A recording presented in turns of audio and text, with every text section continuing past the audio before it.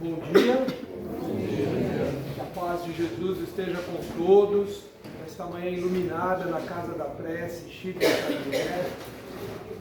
E hoje nós vamos fugir um pouco daquela sequência que vem sendo estudada do Evangelho segundo o Espiritismo, porque nós vamos relembrar uma data muito importante para o Espiritismo, para a evolução espiritual da humanidade, que foi a publicação do Livro dos Espíritos.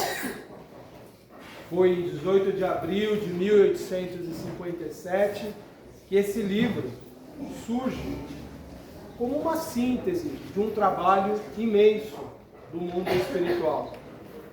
E nós, espíritas, não poderíamos pensar de forma diferente. Para nós é a terceira revelação por tudo aquilo que se falou, por tudo aquilo que se ensinou todo esse tempo. Hoje a gente vive uma época em que as pessoas, para agradar, tudo elas tentam relativizar. Porque tudo tem que ser politicamente correto. Porque você não pode dizer que o Espiritismo é a terceira revelação. Porque e as outras denominações religiosas? Todo mundo tem o direito constitucional de afirmar as suas crenças. Ninguém pode ser policiado nesse sentido.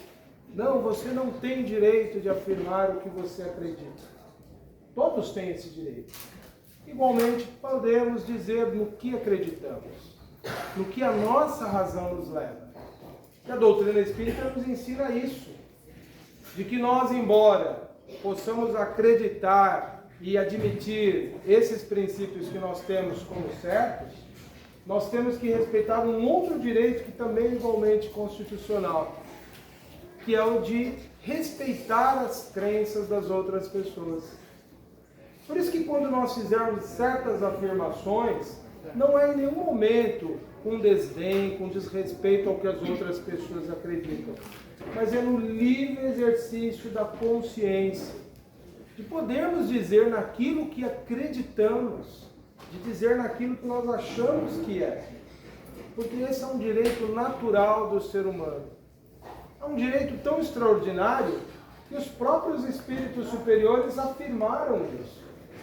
Tanto é que no Espiritismo nós respeitamos todas as crenças sinceras e não lançamos anátema, ou seja, condenação, em qualquer pessoa porque ela pense diferente. Mas é uma situação curiosa observar que os outros que querem esse direito combatem insistentemente isso. Esse direito que o próprio espírita tem de se autoafirmar, de dizer no que ele acredita. Parece que a gente vive numa época que só o outro tem direito de afirmar o que quer e acredita. E alguns não têm esse direito. Isso revela bem a dificuldade espiritual que muitos têm nesse grande processo de evolução. De permitir a cada um ser como é, acreditar no que acredita. E os Espíritos nos ensinaram, através da codificação de Allan Kardec, que nós não podemos jamais combater nenhuma crença, nada que possa ser para o indivíduo na sua evolução útil para ele naquele momento. E quando nós lemos as páginas escritas por Kardec, a lucidez, a liberdade que ele dá à consciência humana é impressionante, porque em nenhum momento o Espiritismo tenta se impor negando as outras ideias, mas se afirmando naquilo que é verificável, naquilo que é condizente com uma mensagem mais universal, mais profunda, que vem acompanhando a humanidade por todo esse tempo. Então os nossos amigos que nos ouvem hoje, que um dia nos ouvirão, que entendam isso. É o direito natural que todo ser humano tem de afirmar o que se quer, de dizer o que se acredita, porque se não fere o outro, é o nosso direito. Por isso que quando nós falamos, da doutrina espírita, nós que acreditamos nela, falar realmente de boca cheia, de convicção, de fé. Porque as ideias, elas passam a ter um valor interno, real, quando realmente a gente tem a convicção. É por isso que para um cristão primitivo enfrentar as atrocidades que cometeram contra eles não era difícil. porque eles tinham tanta, mas tanta convicção naquilo em que acreditavam, que você ser perseguido, devorado por feras, aquilo não mexia na sua base mais interna, mais sólida, que é a sua convicção. E lhes dava uma força que eles superavam rapidamente aquilo. É a dúvida que muitas vezes alimentada, a pretexto de racionalidade, a pretexto de respeitar outras convicções, é ela que vai nos amolecendo, nos tornando frágeis. E não temos aquele vigor para suportar os embates da vida material. Por isso que cultivar uma fé sólida, viva e convicta naquilo que acreditamos é essencial para a nossa cura, para a nossa evolução. Ela só não pode ser convicta a ponto de nos tornar fanáticos. Infelizmente, a doutrina espírita tem antídoto para isso quando nós a estudamos. Mas vamos então recapitular um pouco como todo esse conhecimento inicia nesses tempos modernos, nesses tempos mais recentes da evolução da humanidade. Porque, na verdade, se a gente for pensar numa visão ampla espiritual, a doutrina espírita ela tem os seus fundamentos desde a origem desse planeta. Desde a organização desse planeta é Jesus, o Cristo, assessorado por uma legião de espíritos puros, de diversas outras categorias que vão chegando até os mais iniciantes na evolução, que trabalham incessantemente para o progresso da humanidade. Então, para nós o Espiritismo é uma continuidade de tudo isso. É a própria mensagem do Evangelho rediviva, trazido novamente a algo capaz de compreendermos e que sai apenas do domínio da fé e passa para o domínio dos fatos e passa para o domínio de uma convicção baseada na razão e não apenas crer por crer. No Espiritismo nós aprendemos também que não existe a ideia de uma autoridade. Este diz o que eu posso acreditar, então eu tenho que acreditar nele, como existem em muitas tradições religiosas. Ah, mas não foi estabelecido na reunião tal, então isso não é verdade. Não foi dito pela figura tal, então isso não pode ser verdade. O Espiritismo, essa ideia de autoridade que diz o que é e o que não é, também não existe. Por quê? Quando nós iniciamos o estudo do Espiritismo, nós ficamos muito claro isso, que é um processo gradual de conhecimento que vamos adquirindo, e a gente só deve realmente admitir aquilo que a nossa razão nos permite. E não temos o direito de negar e combater aquilo que ainda não entendemos, a não ser que realmente tenhamos entendido e percebido ali um engano. Mas o Espiritismo, então, ele está muito além do que ser apenas uma crença. É um processo de descoberta, de conhecimento, de assimilar ideias a partir de um longo e árduo estudo.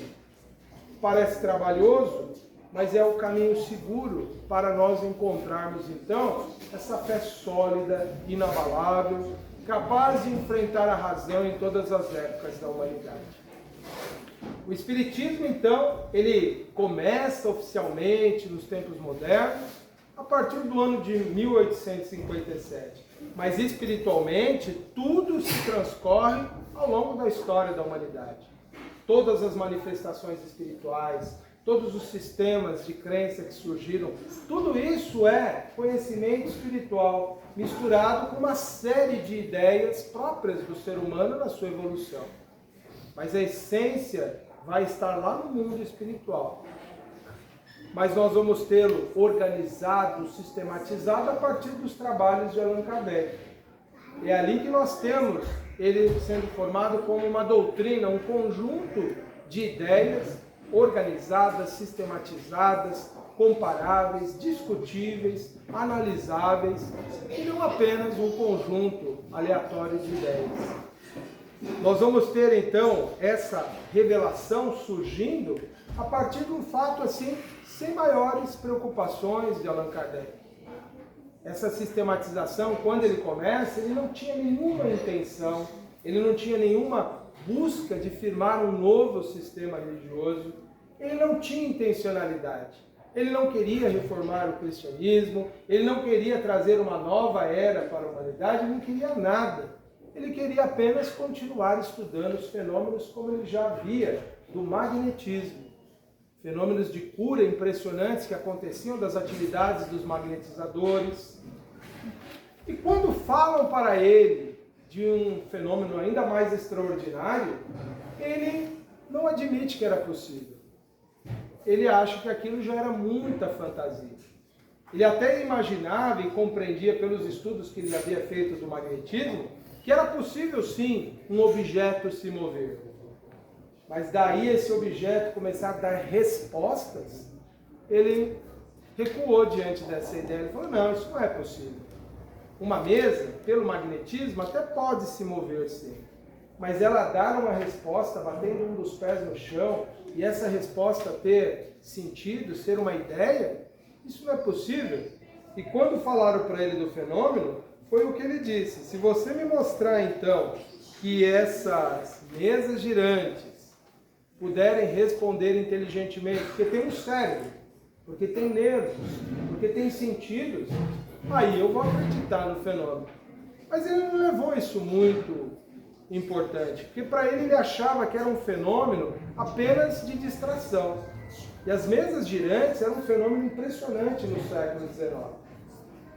Nós citamos muito esse fenômeno acontecendo na Europa, e realmente foi assim. Em vários países tinha essas manifestações físicas, mas elas começam intensivamente mesmo nos Estados Unidos. É lá que inicia todo esse fenômeno que alguns estudiosos desse período dizem que é como se houvesse uma invasão organizada do mundo espiritual na Terra.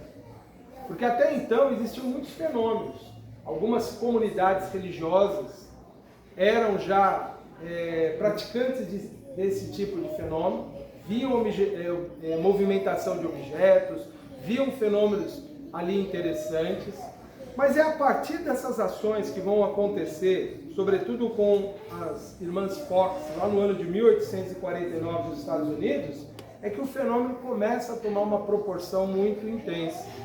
Uma história muito interessante, muito elucidativa sobre esse processo todo, mas nós não temos tempo para entrar nela. Mas aqueles que gostam de estudar, procurem conhecer a história das irmãs Fox. Nós vamos ter mais para frente, então, já no ano de 1852, veja que nesse período Kardec nem é citado na história, porque é mais tarde que ele entra em ação, e ainda nem se chamando Allan Kardec. Médiuns americanos, então, vão para a Escócia, e lá eles começam a produzir esses fenômenos impressionantes. Dali o fenômeno se espalha da Escócia, passa pela Inglaterra, chega até a Alemanha, França, e em todos os países europeus começam, nas reuniões sociais, o fenômeno das mesas girantes. É interessante que há um farto registro nos jornais da época, há uma grande documentação histórica de pesquisadores que viram que nesses fenômenos não tinha fraude, mas até hoje os adversários insistem em dizer que tudo era fraude, porque tentam negar algo que na época não podia ser explicado dentro de um paradigma novo que estava se estabelecendo na humanidade, que era uma ideia de materialismo, de que tudo só poderia ser explicado pelas leis físicas da natureza, que o elemento espiritual tinha que ser totalmente abolido do pensamento humano. E é por isso então que essa farta documentação histórica passa desapercebido, mas eram intensas as manifestações físicas. Eram intensos os fenômenos que chamavam a atenção de pesquisadores, que descobriam os charlatães, mas que também viam que existiam os fenômenos reais, autênticos, que a fraude não podia explicar. Esses, até hoje, ninguém tem uma explicação para dizer. Como era possível uma mesa se levitar?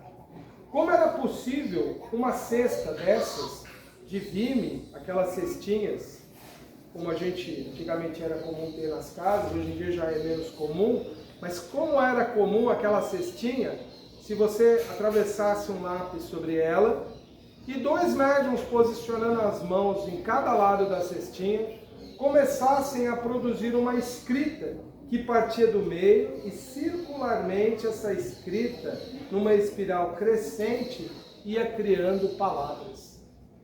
Até hoje esses registros estão à disposição de quem quiser explicar como eles acontecem de uma maneira diferente da que o Espiritismo explica. Muitos vão dizer, como é possível escrever dessa forma? Se alguém quiser tentar, tente. Vai ver que não dá certo. Duas pessoas coordenar movimentos, por mais que você treine, para criar essa escrita circular, a gente não consegue. Se você conseguir, é porque tem espírito operando o fenômeno. E aí já é um outro tema um pouco complicado. Porque aí podem surgir ali situações que podem evoluir para uma obsessão.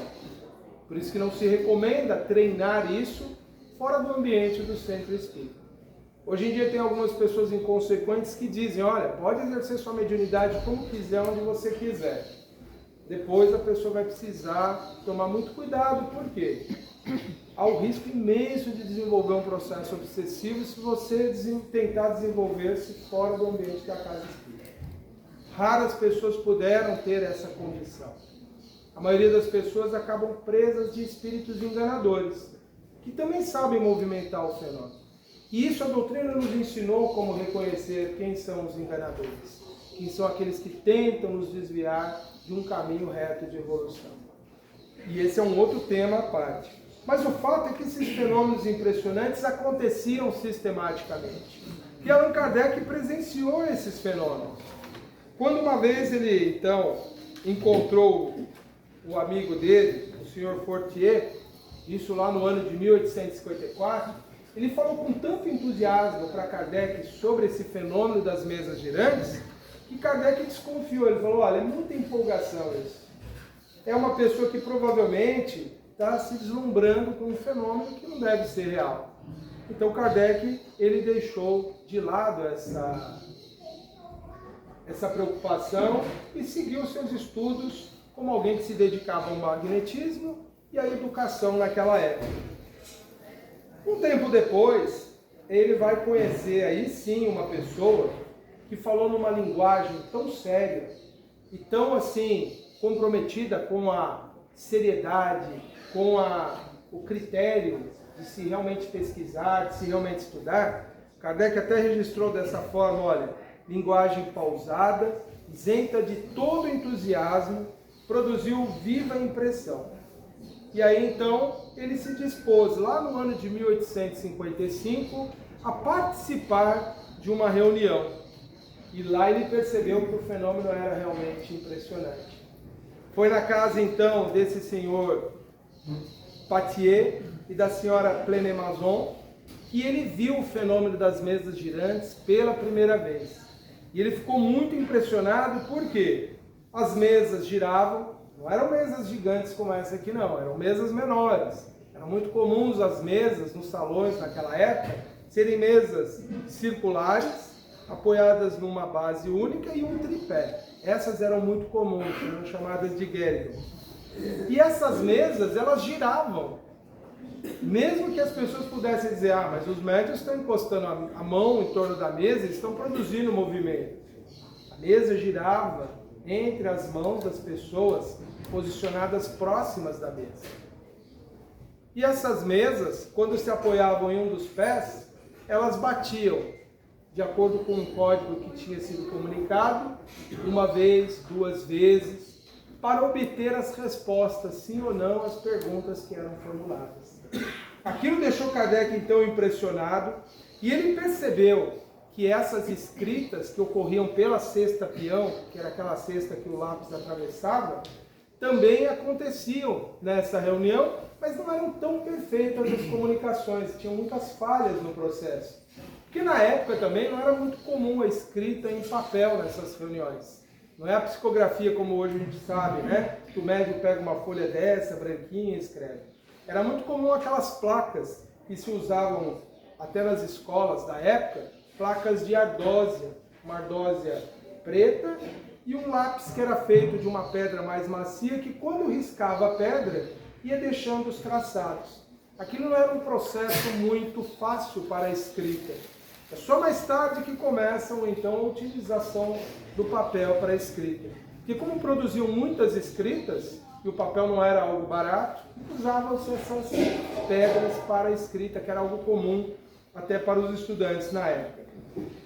Mas ele percebeu que por trás dessa limitação dos fenômenos existia algo sério, que precisava ser investigado.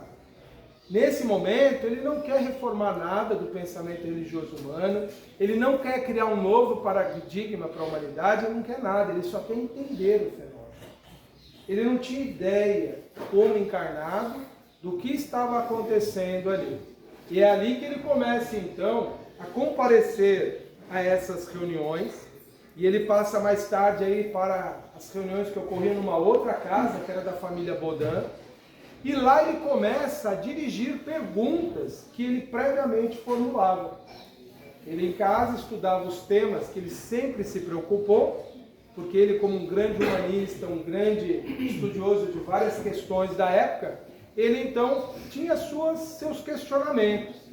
E ele levou isso na forma de perguntas, e ele dirigia essas perguntas às duas médiuns principais dessa família, da família Baudin, que eram a Caroline e a Pelagier. Essas duas jovens, por muito tempo no meio espírita, devido a uma informação equivocada que circulou, pensavam que elas eram adolescentes. Mas existem hoje documentação histórica que mostra claramente que elas eram, na verdade, já pessoas adultas nessa época, quando elas serviram de médiums para as respostas que Kardec obteve quando ele fez seus primeiros questionamentos aos espíritos. A Caroline tinha 28 anos e a Pelagier tinha 26 anos. Elas, durante um bom tempo, então, nessas reuniões, elas que psicografaram as respostas que Kardec endereçava aos espíritos. E algo muito interessante que ocorria com a Caroline, que era médium com maior facilidade no processo, é que ela podia conversar, rir, contar uma piada sobre um assunto com alguém e a mão dela lá estava sozinha escrevendo. Porque num primeiro momento a técnica delas de psicografia era essa, a mão em torno da cesta peão, que era essa que tinha o lápis no meio. Mas com o tempo, instintivamente ela passou a empunhar o lápis e ela começou a escrever então de uma forma como hoje nós escrevemos, linha a linha. E ela tinha uma característica impressionante, Kardec até relata isso na Revista Espírita de novembro de 1869, que a Caroline ela podia conversar sobre qualquer assunto com alguém e a mão dela lá estava escrevendo outro assunto. Tentem um dia ver se consegue fazer isso. Grave uma conversa acalorada com alguém, tente escrever outra ideia aqui para ver se você consegue fazer isso. Isso é uma habilidade humanamente impossível. Isso então era um fator que legitimava ainda mais as respostas dela. Mas Kardec não ficou satisfeito com isso. Ele pegou essas questões e quando ele passou a frequentar as reuniões na casa de uma outra pessoa, que era a casa do senhor Roustan e da senhora Japé, ele vai testar essas respostas perguntando novamente para o Espírito.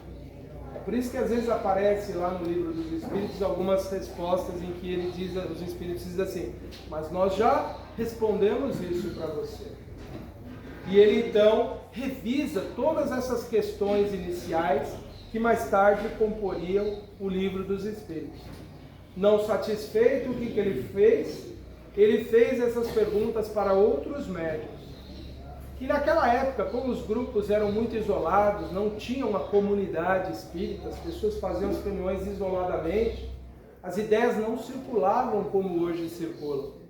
Então a chance de alguém de um grupo ser influenciado pelas ideias desse grupo era mínima. Era praticamente impossível alguém que morasse em Lyon saber do que as pessoas que morassem em Paris estavam pensando sobre determinado assunto. Quando ele começa a receber essas comunicações, e muitas delas vão estar depois compondo ali a parte das instruções dos Espíritos no Evangelho segundo o Espiritismo, é ali que ele começa então a checar todos esses princípios, ele começa a confrontar todas essas ideias. Então a doutrina, como nós temos aqui no livro dos Espíritos, ela contou com a colaboração de mais de 10 médiuns recebendo as respostas. E qual foi o trabalho de Kardec? foi ler tudo isso, comparar essas respostas, identificar as similaridades. E é por isso que a doutrina espírita se diz que ela tem um método científico, ela é uma ciência do mundo invisível. Porque ela não é simples aceitação. Hoje, quando eu recebo uma psicografia e aceito literalmente que está ali, eu não estou sendo científico. Eu estou sendo alguém que, exercendo o meu direito, eu acredito ou não naquilo. Agora, é científica a doutrina no sentido em que ele não aceitou a fonte de um único médium, nem de um único espírito. Ela é científica na sua base porque ele comparou as respostas e percebeu o que havia em comum. Tem algumas pessoas que também hoje em dia falam levianamente que Kardec que redigiu as respostas do Livro dos Espíritos. Mas o que ele diz no livro Obras Póstumas não é isso. Ele fez os ligeiros retoques para manter a ideia original dos Espíritos. Ele deu um pequeno ajuste na ideia, porque nem sempre o médium consegue, de forma literal, precisa, captar exatamente o pensamento do Espírito. Às vezes falta uma palavra, às vezes falta uma concordância ali. É esse o tipo de ajuste que ele fez. Então ele não reescreveu a resposta do Livro dos Espíritos. Ele fez as ligeiras adaptações para que as ideias que ele confrontou em diferentes respostas tivessem coerência. Então não é uma nova redação, é apenas uma revisão criteriosa. Como todos os editores, todos os revisores de livros fazem, quando não entendem exatamente aquilo que o escritor original de uma obra fez. Ele agiu nesse processo como um editor. Ele apenas melhorou a forma de apresentar a ideia. Então é esse o trabalho que confere a ele, então, o papel de codificador. De alguém que, analisando, checando, verificando, comparando, agrupando, melhorando a comunicação, trouxe então esse trabalho para que iniciasse ali essa doutrina como hoje nós conhecemos. E é interessante que os fenômenos aconteciam com ele e ele não agia por precipitação. Porque imagine que alguém que começasse a entender que ali existiam espíritos por trás daquilo, ele poderia tudo na vida imaginar. É intervenção espiritual. Então ele começa o estudo lá em 1855, mas em 1856, uma noite ele está trabalhando numa dessas revisões, comparações, e ele começa a ouvir pancadas na parede. E ele para o trabalho e vai checar o que é a causa dessa pancada. Ele não poderia simplesmente já pensar, é um espírito me chamando a atenção, não. Ele vai, ele olha a parede, ele vai do outro lado do cômodo, olha se tem alguma coisa ali. Só que quando ele chega na causa no ponto onde irradia o som para. Ele volta para o trabalho, de novo começam as pancadas. E ele não simplesmente aceitou que era um espírito. Ele não simplesmente parou o que estava fazendo. Ele vai depois, numa reunião seguinte, perguntar, aí sim na reunião mediúnica, ele vai perguntar para o espírito através da médium, a senhora Japé. Era alguém que estava chamando a minha atenção naquele momento? E aí o espírito, sim, era eu que estava ali te chamando a atenção. Esse diálogo ele é bem mais complicado, tá, gente? Por isso que eu sugiro que todos depois façam uma leitura bem atenta, assunto para estudo mesmo na Casa Espírita, da segunda parte de Obras Póstumas, que inclusive nós temos ali, né? Então vou mostrar aqui no livro para o pessoal ver depois. Isso aqui. Então, assim, é muito interessante para a gente entender que a doutrina espírita, ela surge de um trabalho que não se tinha nenhuma expectativa, não tinha nenhuma intenção, ninguém queria produzir nada. O fenômeno vai produzindo aquilo que depois se torna a doutrina. E ele então relata, então, de uma forma mais detalhada, todo esse processo, então, em que o Espírito está intervindo, tentando chamar a atenção dele, e diz, olha, em tal trecho da sua obra, tem um engano seu ali, tem um erro. Revise. E ele, quando chega na casa dele, ele vai lá, relê e percebe, olha, escrevi algo errado aqui, que não reflete a ideia real do que eu tinha concluído. Isso acontece com todas as pessoas que tentam escrever. Às vezes a gente quer exprimir uma ideia e quando você vai reler, fala, não, mas não foi exatamente isso que eu pensei. Mas então para ele aquilo era uma prova mais do que evidente, né? De que os espíritos estavam assessorando ele. Esse espírito que estava ali presente, acompanhando o trabalho dele, é o espírito da verdade. Ele estava ali, acompanhando todos os raciocínios de Allan Kardec. E em algumas comunicações ele fala, aguarde um tempo, não divulgue as ideias ainda. Espere que amadureça entre as pessoas os princípios, o início disso. Ou ele dizia, reveja isso que você escreveu. Então o Espírito da Verdade acompanhou esse trabalho de Kardec, que não era um trabalho mediúnico no sentido comum da palavra. Ele não psicografava as redações que hoje nós lemos nos textos que estão nas obras básicas. Mas ele era fortemente inspirado e ele acompanhava. Como nós somos quando estamos com um propósito para o bem. Nós sempre teremos a inspiração de espíritos nos ajudando. Sempre teremos os nossos espíritos protetores, os nossos espíritos guias, os nossos anjos da guarda, seja o nome que a gente quiser dar. Sempre teremos eles nos ajudando a tirar o melhor, tirando do nosso próprio referencial de conhecimento as ideias que têm consonância com os princípios espirituais mais autênticos.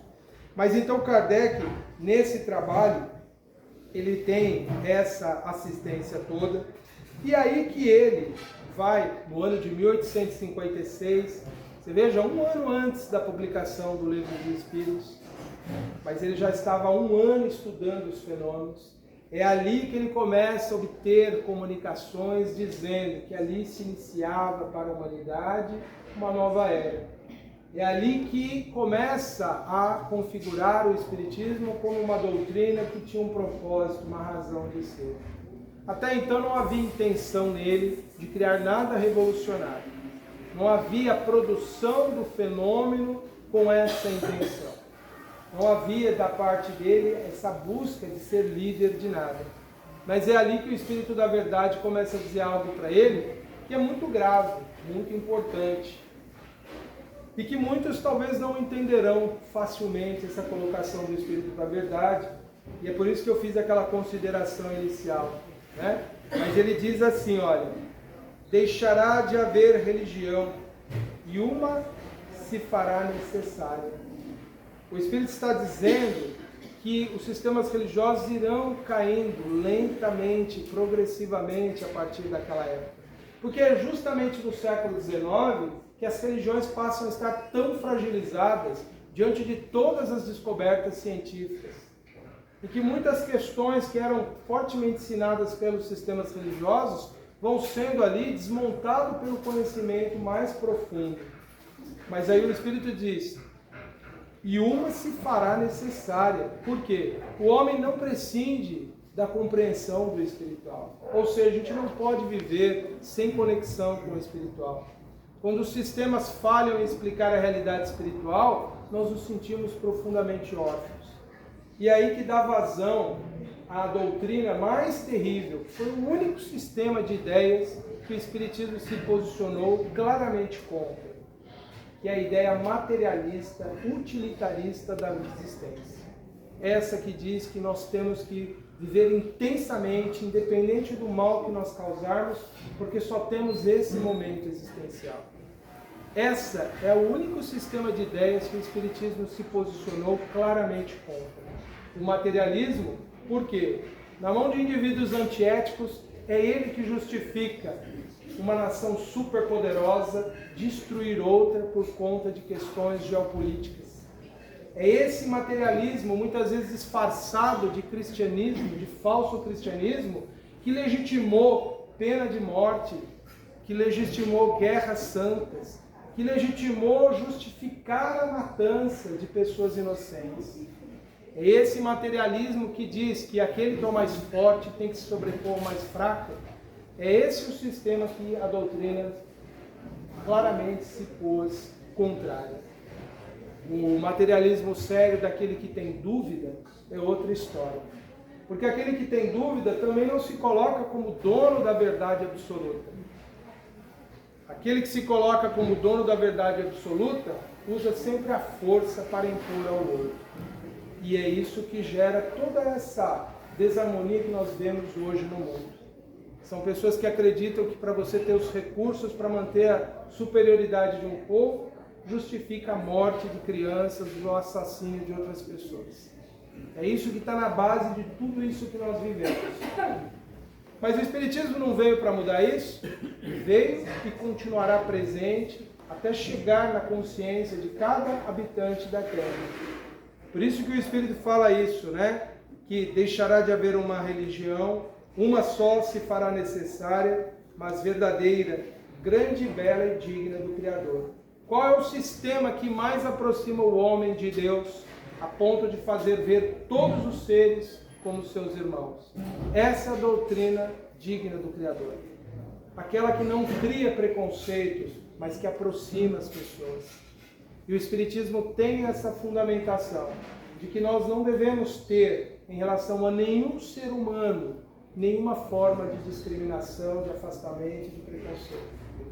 Porque nós aprendemos que todos somos espíritos em evolução, que todos estão no seu momento de aprendizado e crescimento. E não nos cabe julgar, censurar, condenar quem quer que seja. A doutrina que nos aproxima de Deus e de Jesus de uma forma profundamente amorosa, nós temos no Espiritismo. É por isso que ela é necessária hoje para esse momento da existência da humanidade. Ele diz assim, então, ainda, se dirigindo a Allan Kardec, seus primeiros alicerces já foram colocados, que era aquela base que ele estava construindo desse conhecimento sistematizado que é o Espiritismo. Quanto a ti, Rivail, se referindo a Kardec, que era o sobrenome dele na época, a tua missão é aí. E aí a cesta, na época a psicografia ainda era feita pela cesta, só que aqui já não era mais a cesta peão. Era uma cesta que tinha um cabo, uma haste projetada para frente, e o lápis era posicionado na ponta dessa haste. E o médium operava a cesta encostando a mão aqui, e ela ia escrevendo, como hoje nós escrevemos na folha.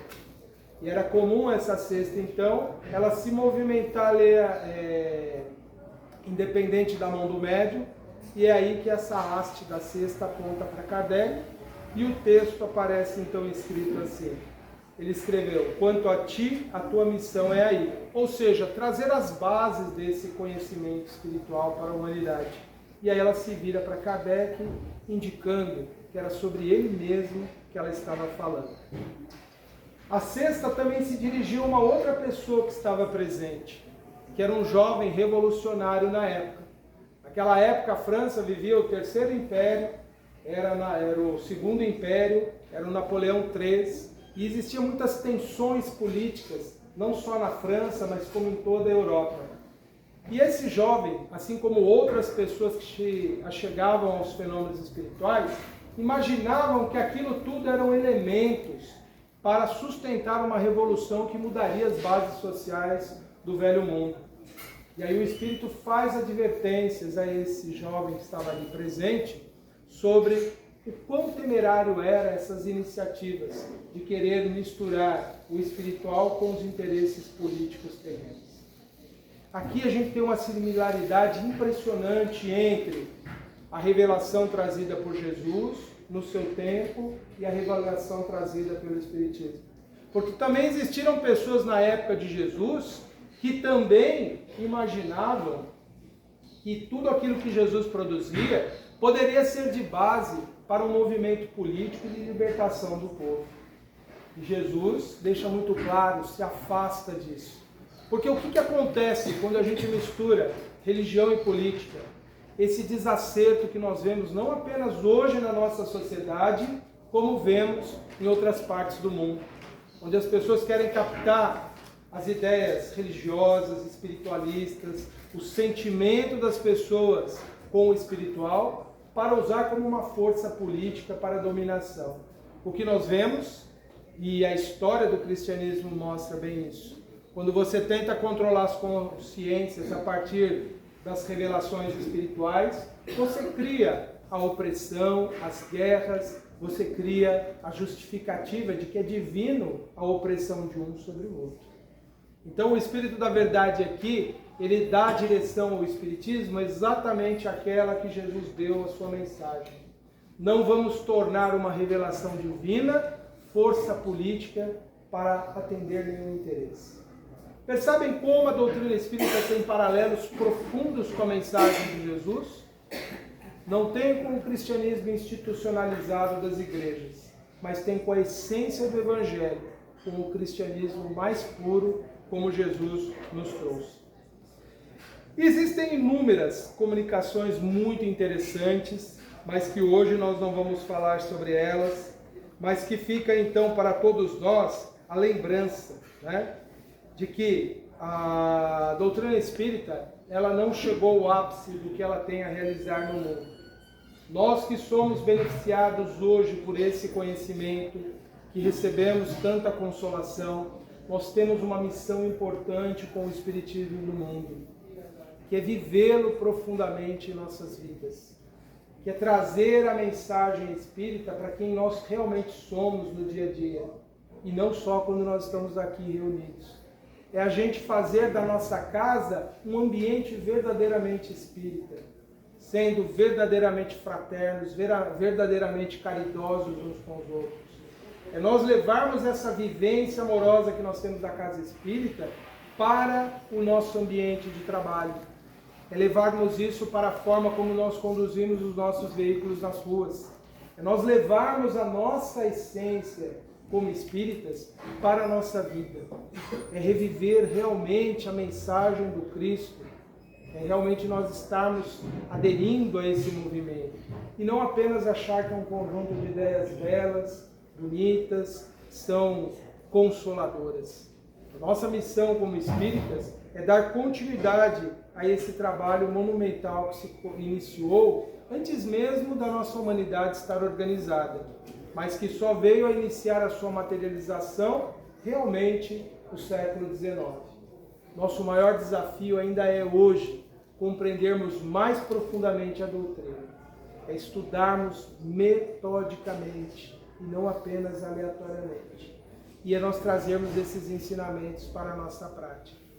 Aqueles que experimentaram isso e que descobriram as leis que regem a existência humana, e todas elas estão bem descritas no Livro dos Espíritos, a partir da terceira parte, as leis morais, aqui tem elementos suficientes para muitas reflexões, para muitas análises, sobretudo refletindo sobre o nosso papel em toda essa transformação.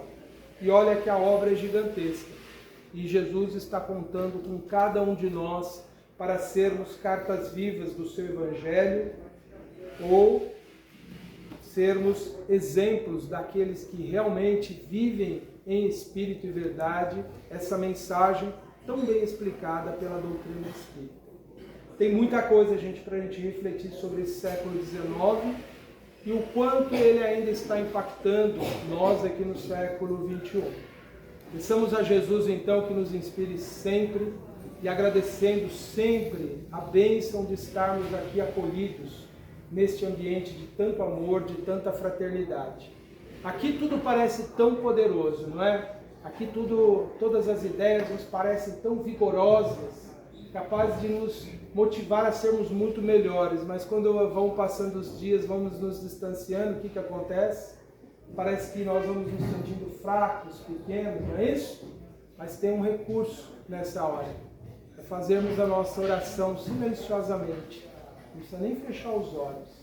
É só lembrar desses momentos quando nós estamos aqui envolvidos em todo esse amor, em toda essa vibração tão favorável, tão positiva e pedir. Eu preciso de mais uma força para prosseguir nesses dias. E a gente vai perceber que essa assistência espiritual intensa, viva, vai estar junto de nós ali.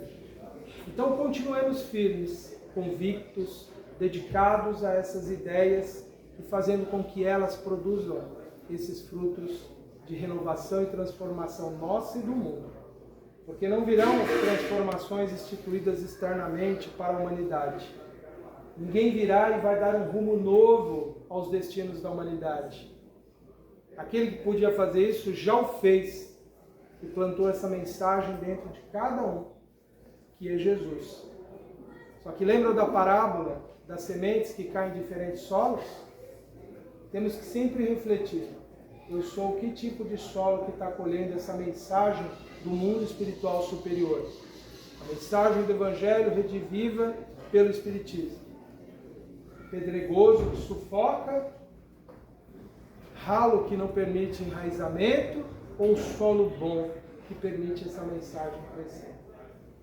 Nós podemos nos transformar, porque essa mensagem nos ensina isso.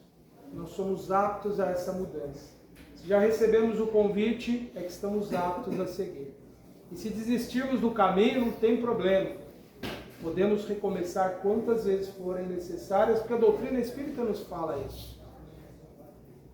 Nós não podemos voltar e fazer novos caminhos, novas escolhas, mas a gente sempre pode começar de novo.